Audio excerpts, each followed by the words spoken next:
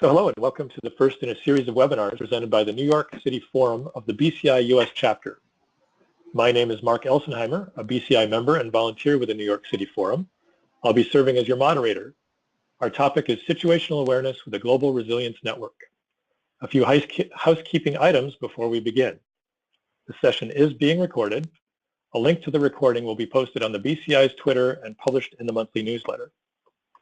Questions can be submitted either on chat via the GoToWebinar using the organizers and panelists option, or on Twitter directed to @BCI_US_chapter as seen on the screen, or using the hashtag BCIChat. We will pause during the session for questions that have come in, which I will ask the questions that have been written in. Then we'll proceed to the live demonstration. There will be an additional Q&A at the end of the session. Our presenter has said she is happy to share her slides if you contact her via email.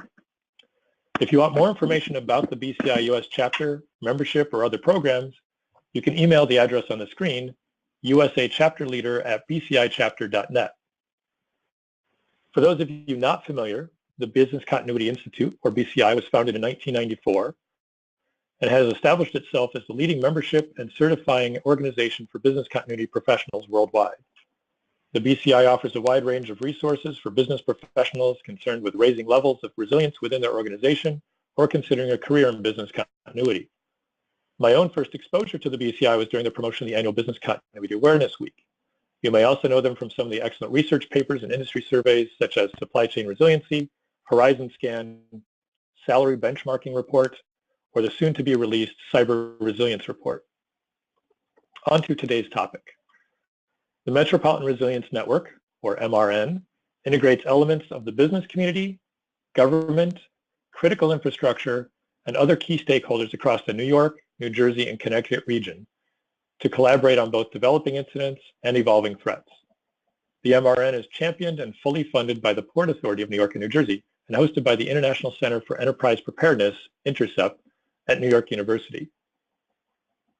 The Global Resilience Network, or GRN, follows a similar structure on a global scale by extending the platform and leveraging the collective experience of senior professionals from the leading global corporations comprising the GRN's membership. The network provides a real-time situational awareness platform currently active in 111 cities across the globe. Today, Amelia Riley Swan will provide a brief overview of the program and conduct a live demonstration of the real-time situational awareness platform, MetroOps.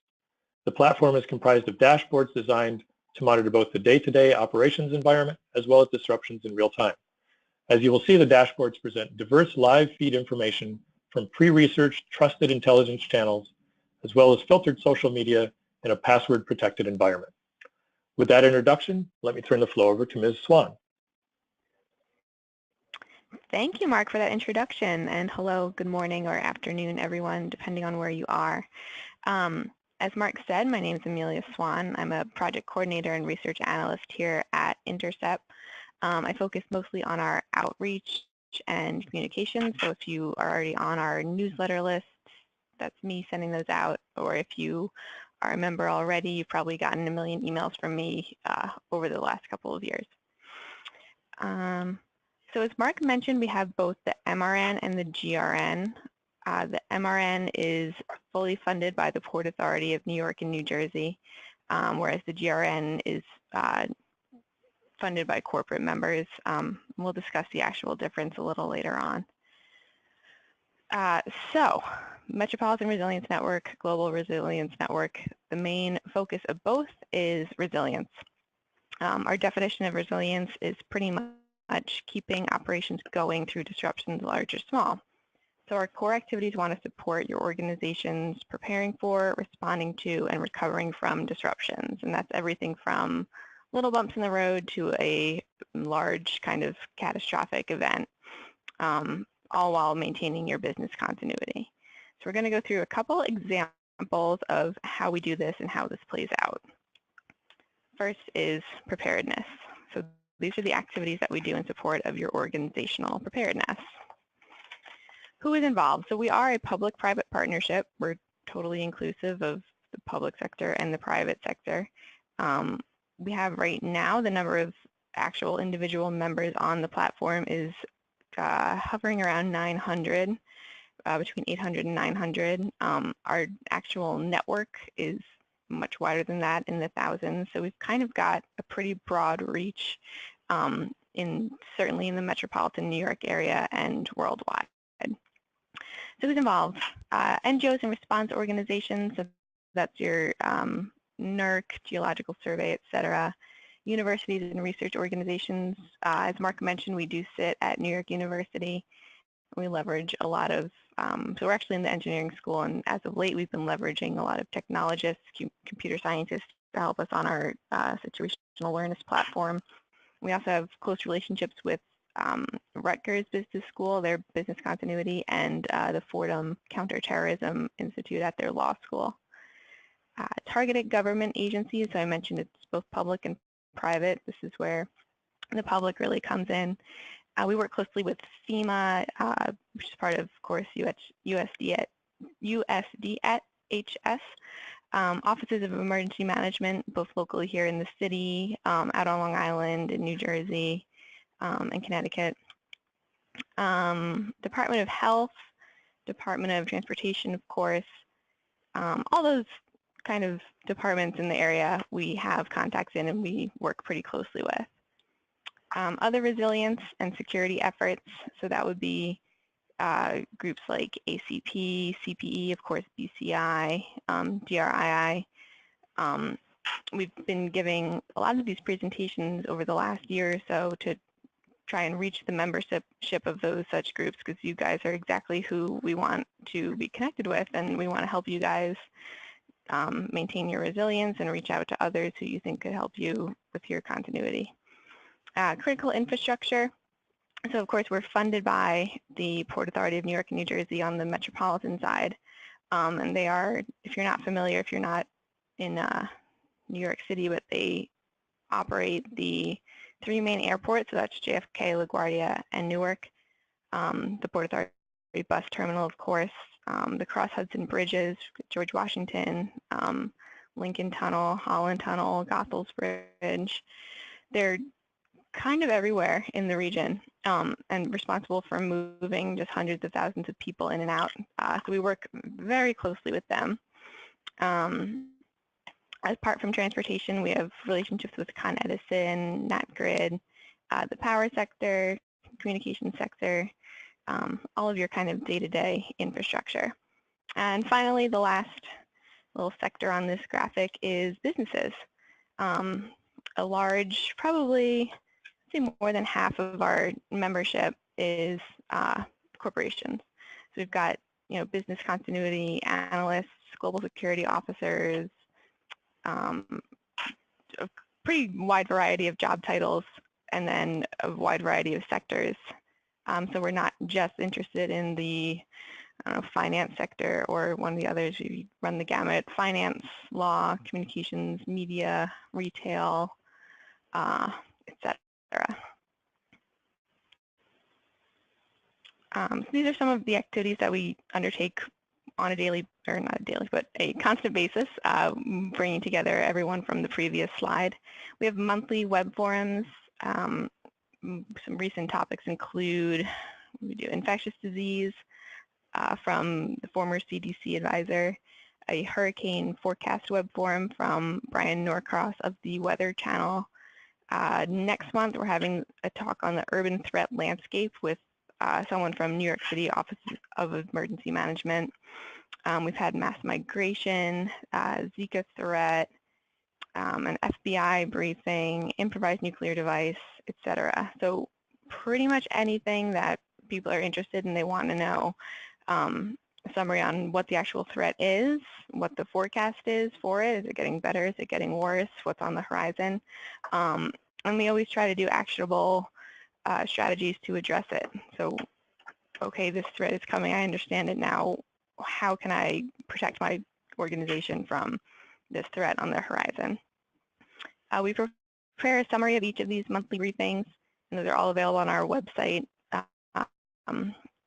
If you'd like to review them, we also have recordings of most of the web forums are on there if you want to actually watch it.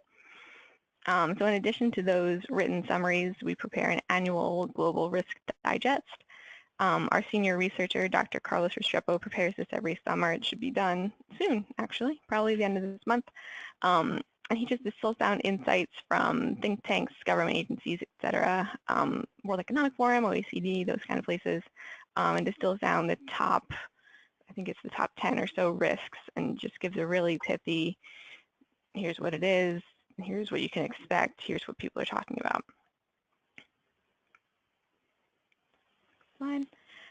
We also have face-to-face forums. Our biggest one annually we held just last Tuesday and Wednesday over at the main NYU campus.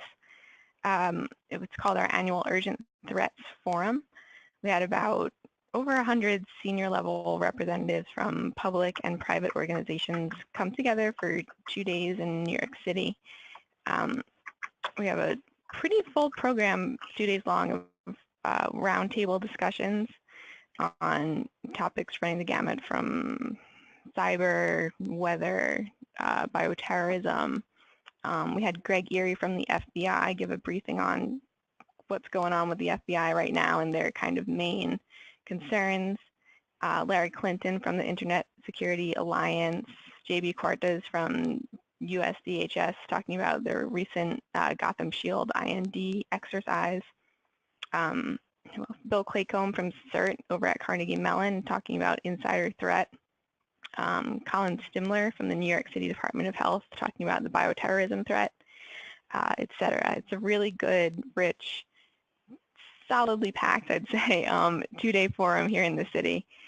We do release a summary briefing on that as well. It should be available in the next couple of weeks. In addition to the annual Urgent Threats Forum, we've had more ad hoc, so to speak, face-to-face forums. Our most recent one was about infectious disease. Excuse me. When the Zika virus was kind of reaching its height, so we can convene, reach into our network of experts and those who are most concerned and bring them together to kind of discuss what we're dealing with, so to speak.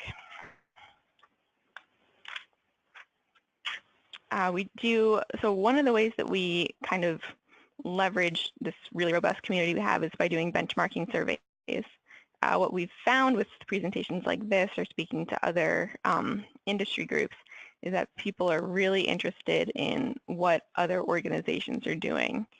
Not so much on a day-to-day basis, but in the case of an event or a crisis coming up, well, I don't want to close my business and be the only one, or I don't want to be the only one to stay open when everyone else decided to close, that kind of things.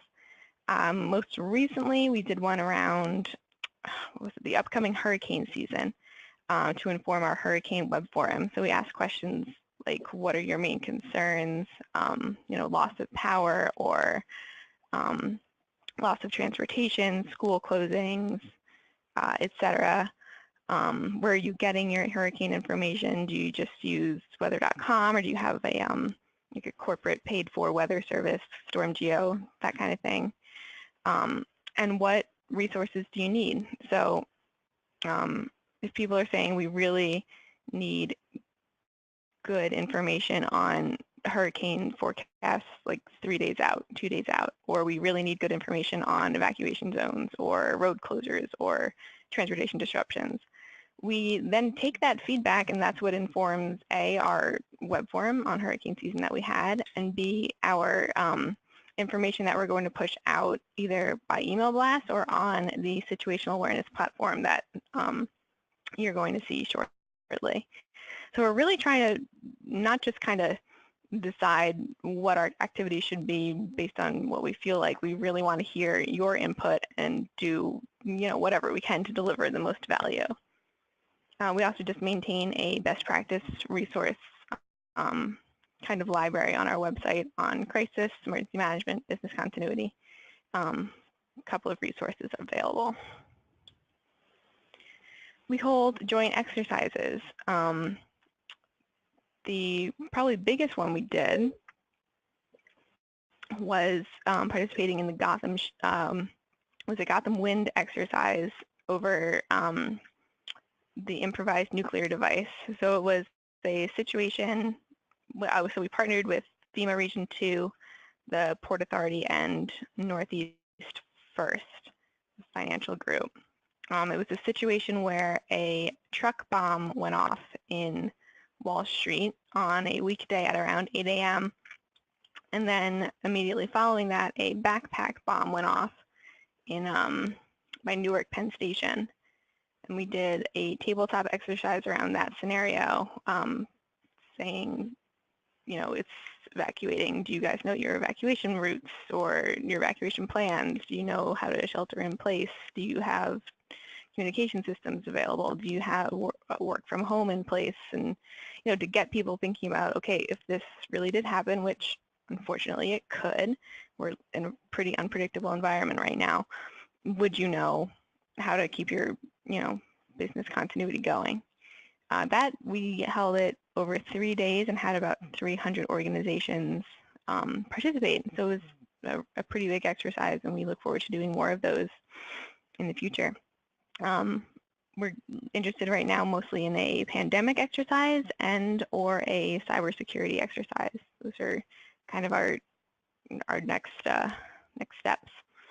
And of course, after all of these, we make an after-action report, which is available for your reference if anyone's interested. The final tool of how we do all these wonderful things is our situational awareness platform. It's 24/7. While we pretty much are monitoring it business hours, we do jump on in an incident after hours, but the nature of the platform, as this will make more sense when I do the demo, is that all the feeds are in place and they're updating constantly live without us having to sit there. We want to cover the whole operating environment, so critical infrastructure, weather, public safety, transportation, of course, and ongoing threats. So the platform is organized by dashboards, and we have dashboards kind of organized by infrastructure. So we have transportation dashboards, power, communications. There's agency-specific. Public safety dashboard would have your police, fire, and emergency management. Threat-specific, we have information on infectious disease, terrorism dashboard, cyber dashboard, natural hazards dashboard. Event-specific, so these are the dashboards that we make kind of on the fly when something happens, or in a better case scenario, we have some advanced warning. So that's if a hurricane is coming. I think we did it for Matthew and Nicole. Once the threat seemed to be, pretty legit for the area, we made a dashboard to monitor where the hurricane was, what the current forecasts were, and how the city was responding to it. In more of a no-notice event, we'll stand up a breaking news dashboard. Most recently, I believe, would have been London on, I think it was June 3rd. There was the attacks in London, so we were able to pull together a dashboard to monitor that situation. So the information you're going to see on the platform, so the beauty of the platform is that you have all of these sources together on one page and they're updating live. So rather than having a bunch of tabs open with a bunch of different, sources, they're all in one screen and they're updating in front of you. We try to use all vetted and official sources, government, critical infrastructure, and news media. So you'll see, the official Twitter feed of NYPD or FDNY or NYCEM, etc.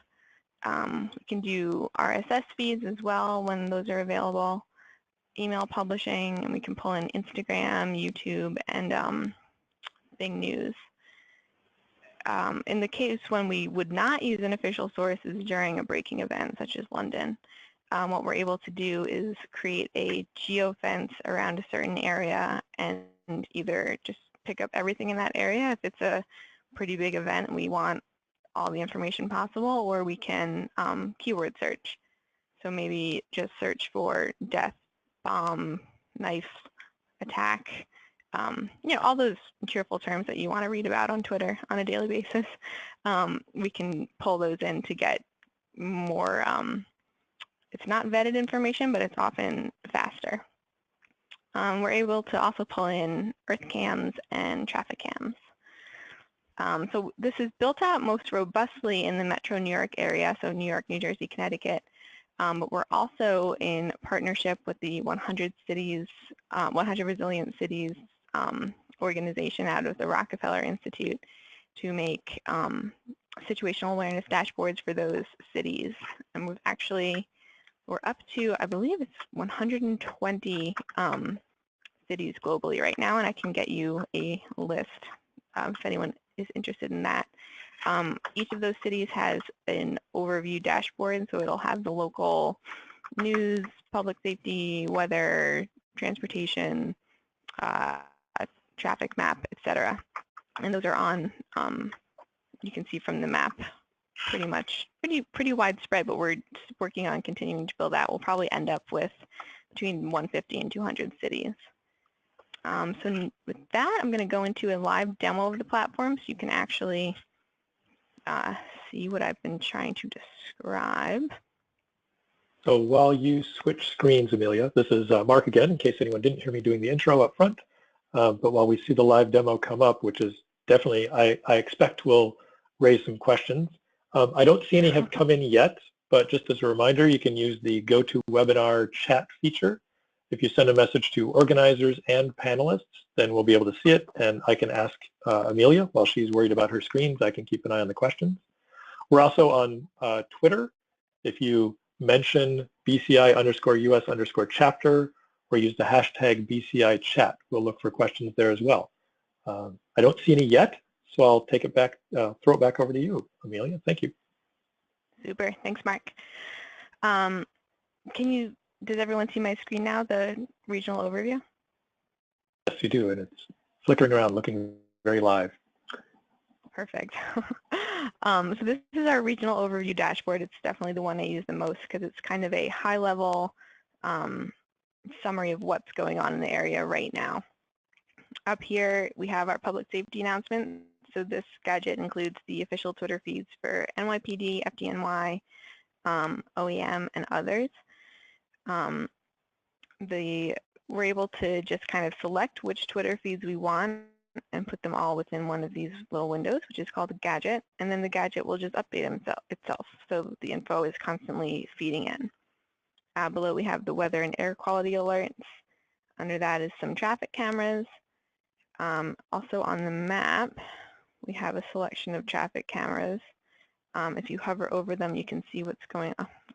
Always pick the one that's being serviced. There you go. See what's going on at a certain intersection. I honestly use it for weather sometimes because we're over here in Brooklyn and it can be different in Manhattan. So if you see the umbrellas up, you know it's getting nasty outside. We have a smattering of the cameras around, and you can see kind of what's going on. There you go. And then the ones down here in this gadget is just kind of a selection, so you don't have to click on anything to see the cameras. They're going to carousel through on their own. Next up, we have critical infrastructure. So this gadget has announcements from power, communication, and public transportation. Next up, we have the weather radar from the National Weather Service, and then a more local CBS radar. And then in this column, we have some links. Down here is links to our affiliate organizations, and up here would be links to MRN announcements. So going down the list, you can see all of the kind of breaking event dashboards we've had to make recently. London attack, Manila, Manchester, Stockholm, St. Petersburg, London again, etc. So this is the overview dashboard. I'll take you through a couple of the more focused ones. How about weather?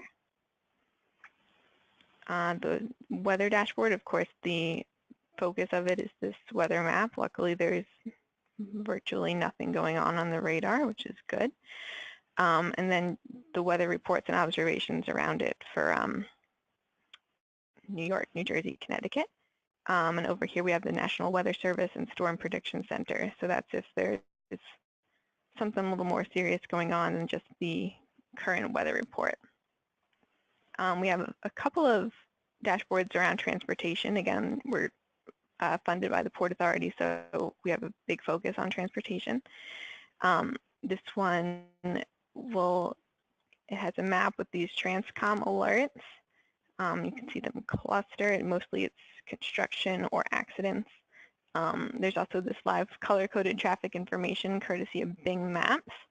I'm sure everyone's familiar with how that works, but just in case, it's red is slow, yellow is kind of slow, and green is good to go. This gadget on the left-hand side is links to the current alerts or status of all these different entities, from bridges, airports, the bus lines, the ferries, path, rail, more traffic info, and the tunnels. So if you click on these, they're going to bring you directly to what's going on in any of these on a particular day. Lots of planned work on bridges and tunnels today from the MTA. I hope no one's driving. If you are in the area, you've probably heard Amtrak is planning on doing some work this summer, and Penn Station is going to be hectic, I will say. I think I saw a hashtag something about summer of hell is actually what they were referring to, I think. But yes, busy in Penn Station. Okay. You said it, not me. So we're keeping a close eye on that. We have a dashboard around it. All of the entities that you'd want to keep an eye on what they're doing. Path and ferries and buses, for example, would probably try and be picking up some of the slack for the canceled trains in and out of Penn Station. And of course, the traffic map again.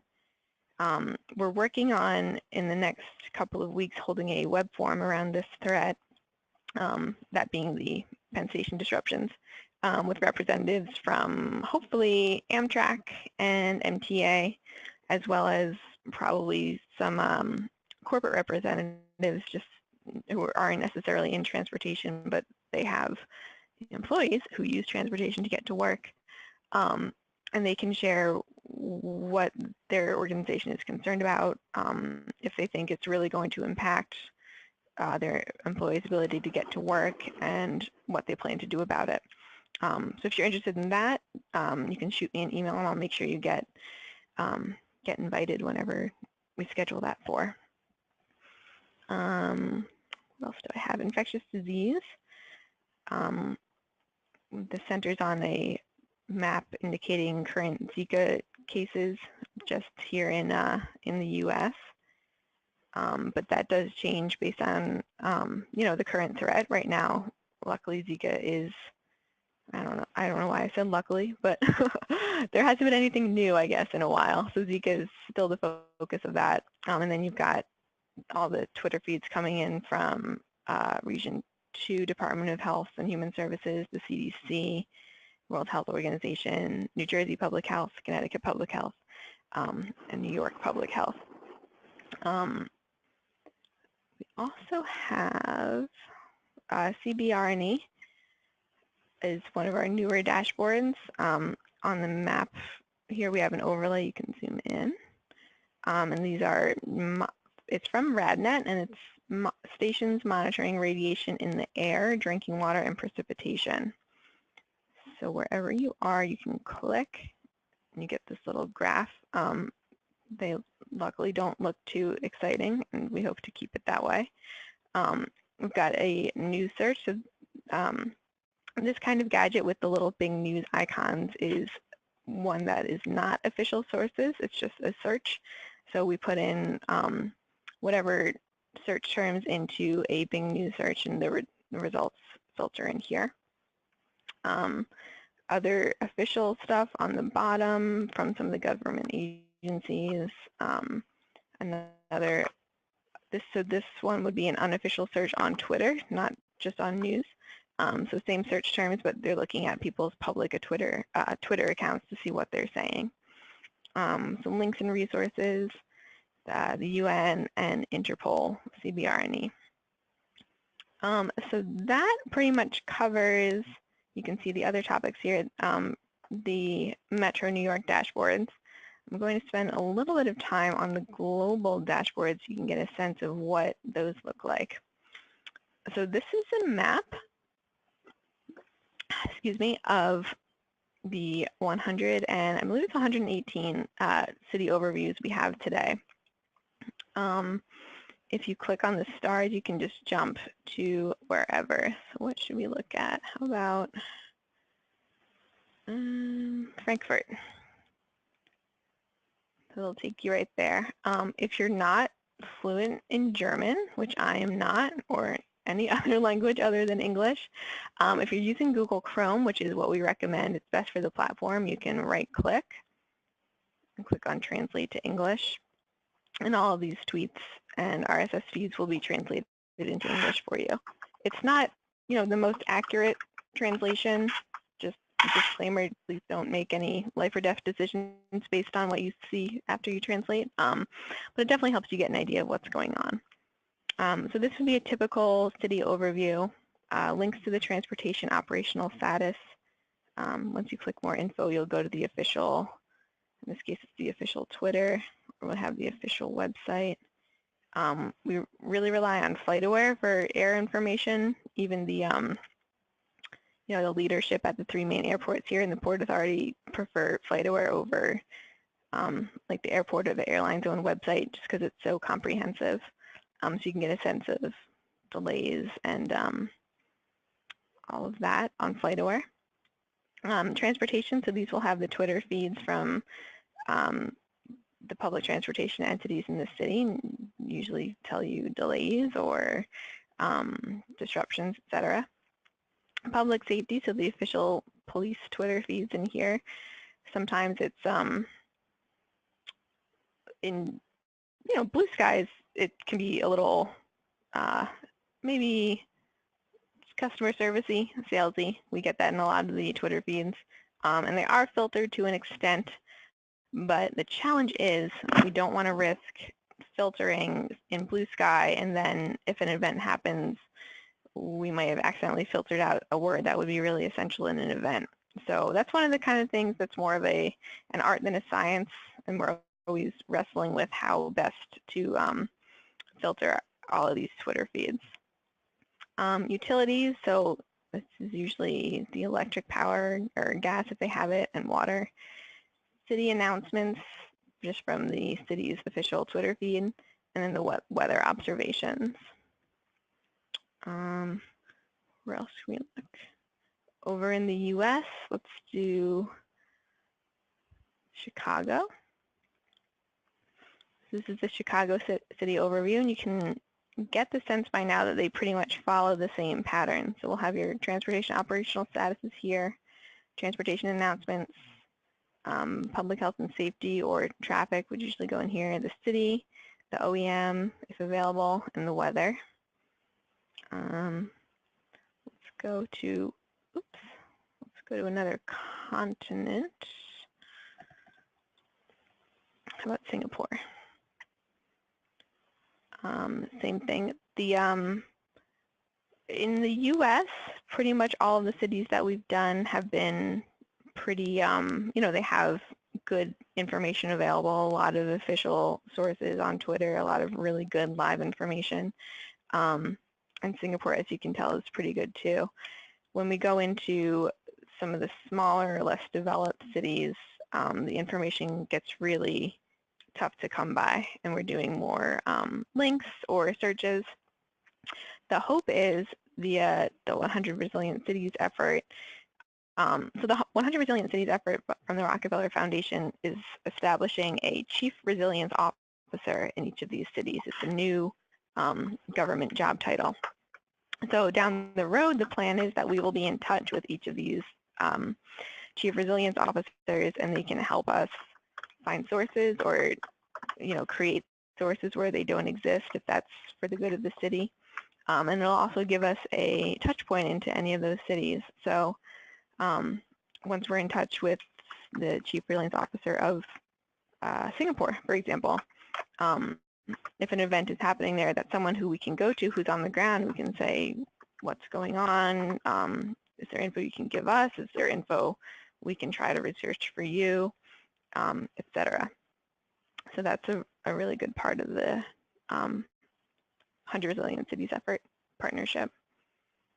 We have facility-specific dashboards just for the Port Authority that are not public, but I can show you one of them to get a sense of what the platform can do.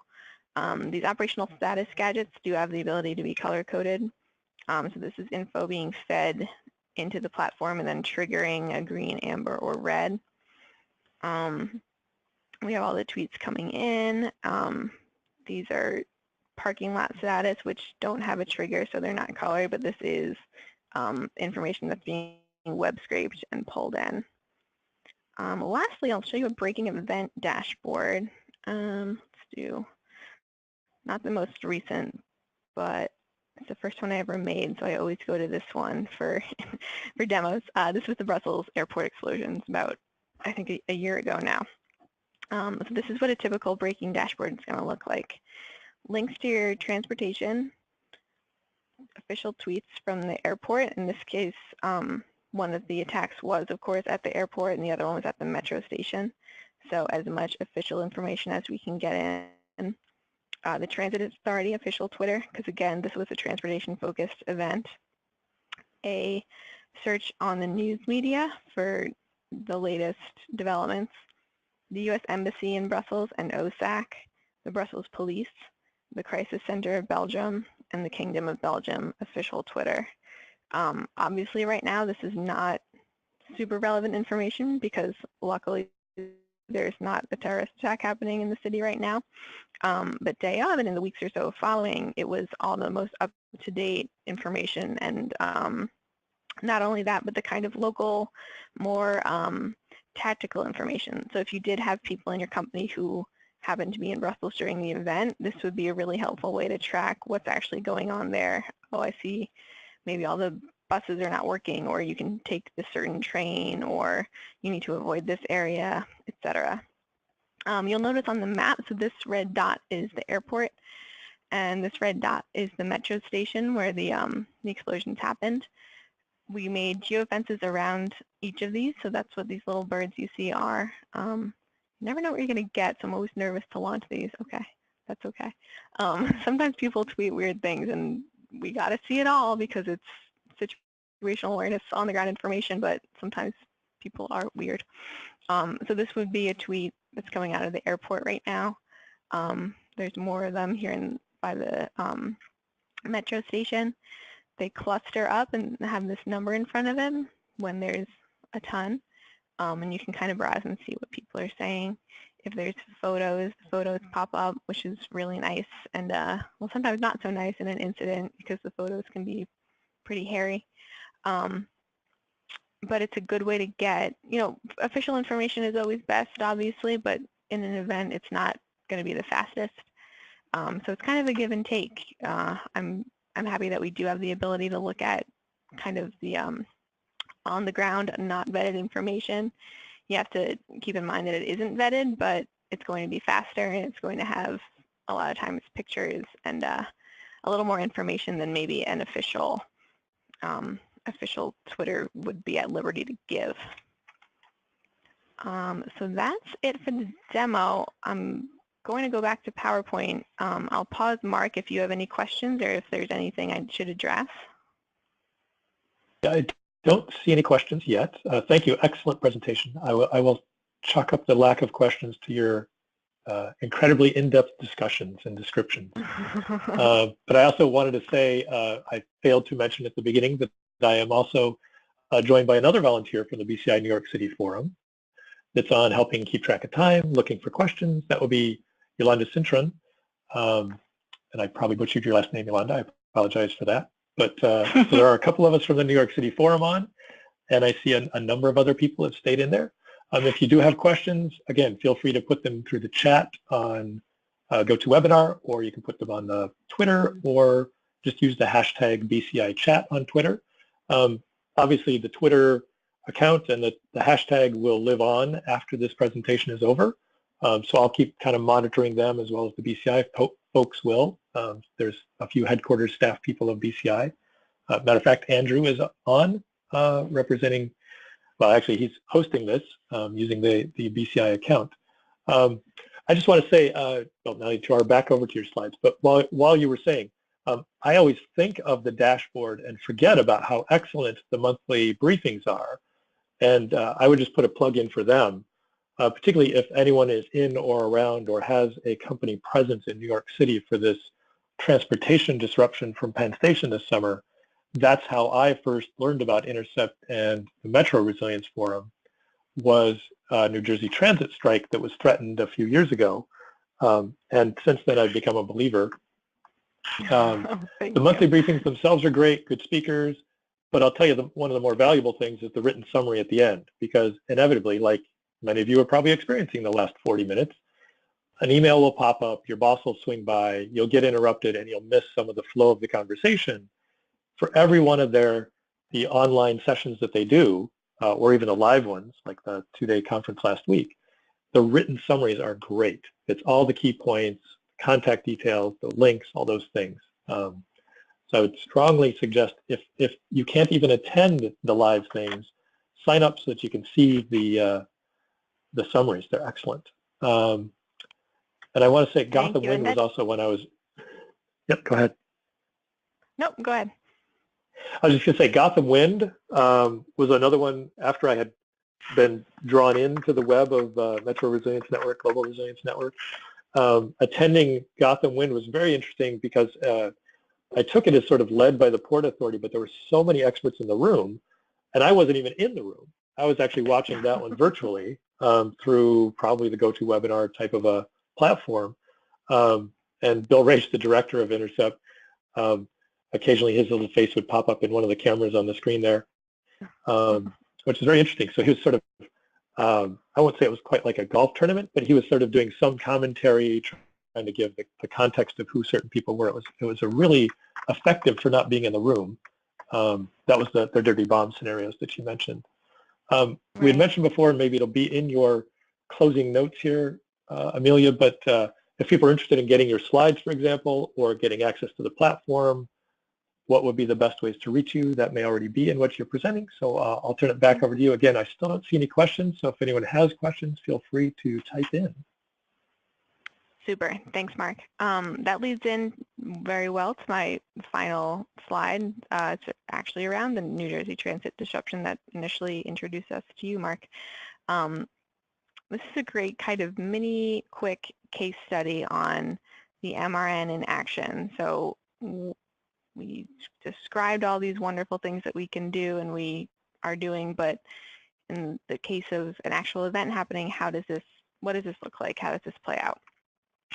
So last March, or I guess 2 Marches ago, not this past March, but the one before, there was a threat of a New Jersey Transit strike. We officially had to call it a potential rail work stoppage, but what it was a strike. They couldn't get through the contract negotiations and whatever else, so there was going to be a strike. So we got wind of this, obviously. First step was to just do some background research. We looked at historical transit strikes to identify potential impacts and response strategies. We looked at things that happened in New York as well as elsewhere to see what happened. We gave best practice briefings of private sector preparations. How we got those best practice briefings was through a flash survey like I described earlier in the presentation. We asked, are you aware of this? What do you think the impacts will be? What are you doing to address them? What more information do you need? What would you like to see on a monitoring dashboard, et cetera? And then we shared all of those responses with anyone who participated.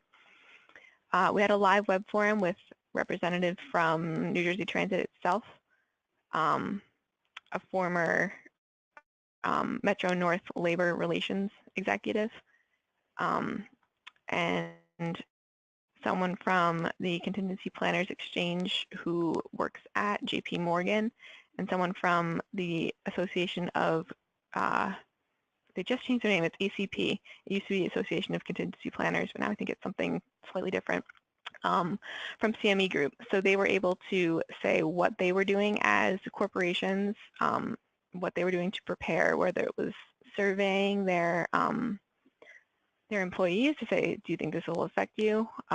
practicing their work from home strategies, giving permission for telecommuting when maybe it had to be on an exception basis, etc. And they shared what they were planning to do if this happened. And the representative from New Jersey Transit was able to kind of do rumor dispelling, say, no, that could never happen, or yes, that will probably happen. This is where we're at, etc. And then, of course, the labor relations Metro North's former guy saying how these contract negotiations actually work, what's the likelihood that it will or won't get resolved, etc.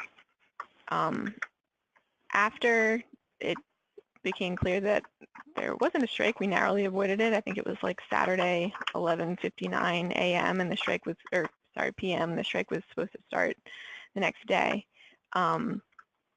We recognized this as kind of, it was a full-scale exercise. You know, it was this threat of something that didn't actually happen, but everyone had to go through the motions and gather their info and be prepared for it to happen. So we conducted another survey to the same people and said, what did you find out in your planning? What did you learn? What could you use next time? Did you really identify any huge gaps in your telework or in your HR info or your communications, etc.? We again shared those results, and then we had a hot wash web forum with the same private sector people from before to discuss the results of the survey and kind of identify where people saw their weak points and working together to figure out how we could fix them if something like this actually happened again. Which the Amtrak thing, it's not a strike, but it will be disruptive, and it is definitely happening. So we're going to be drawing on some of those resources again in helping others prepare for Amtrak this summer. So with that, join us. Membership is 100% free because of our grant from the Port Authority, and that includes your access to all of our web forums, and of course credentials to the Situational Awareness platform for the New York area. If you are interested in access to the global, we can talk about that too. That's maintained by corporate support, so we would do kind of a trial period and see if you like it or not. Well, we can talk about the nitty-gritty if you're actually interested. Again, my name is Amelia Swan, and there's my email address, and thank you. Excellent presentation, and I always remember things that I had forgotten along the way. I will be honest, I'm not in the platform every day, and by that token, if anyone does get involved, when there is an evolving event, most often you'll get an email as well reminding you or letting you know that there's a new dashboard that's been set up, like you showed that Brussels one that you set up initially, your first one. Right. But those are helpful. In our corporate environment, we do not have Google Chrome, so I was having to hand translate a few things. But there's some really nice ways to use the tools. You start to get a sense of how things can work together, how Twitter and news searches and the maps and all those things can be pulled together, how your browser can do the translation for you. It's really a powerful platform when you put all the pieces together. So thank you, Amelia, and I guess I'll say Andrew as well from the BCI home office. I don't see any more questions. Yolanda just reminded me, so how do people sign up? So I'm glad to see that email is probably just as easy a way to reach you as any. But thanks for ending with that slide. We'll just leave that up for another minute. I should probably put in another quick plug for BCI since that's who I'm on representing. We're starting a New York forum within the BCI US chapter. We've got a few committees looking at things such as, we were terming these sort of hot topics or other tools that might be useful to business continuity practitioners. This is the first webinar in what we hope will become a series. If any of you are in the New York area, we have actually had some live sessions with authors to talk about more thinking looking forward in what's happening in the industry, what's happening in surrounding industries, in risk in general, which have been very, very interesting.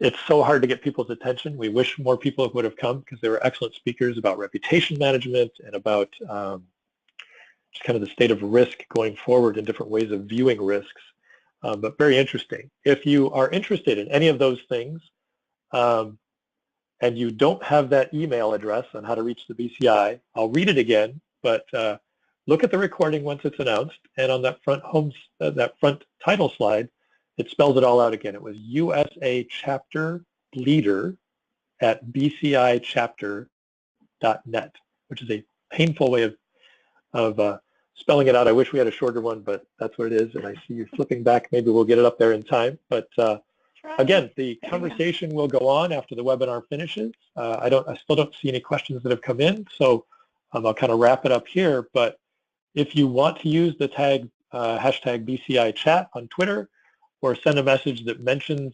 BCI_US_chapter, those couple of reddish things down on the nearly the bottom of the current slide that's on the screen. We will definitely keep the conversation going there if you have more interest in the topic. And again, reach out to Amelia. I encourage you to. She's a great resource, and the whole MRN, GRN has been really helpful for me at least. So thank you everyone for joining, and thank you for the BCI staff people on. Everyone have a good day.